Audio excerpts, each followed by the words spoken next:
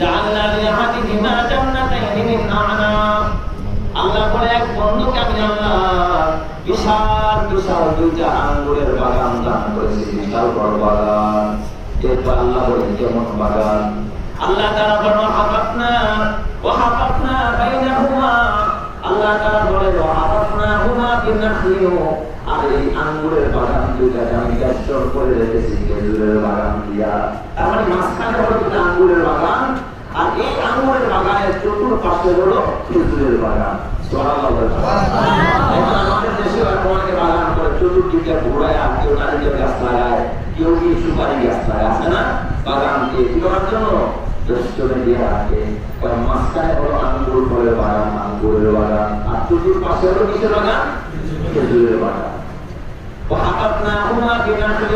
আর এই বাগান দুইটাকে আমি রক্ষণাবেক্ষণ করেছি।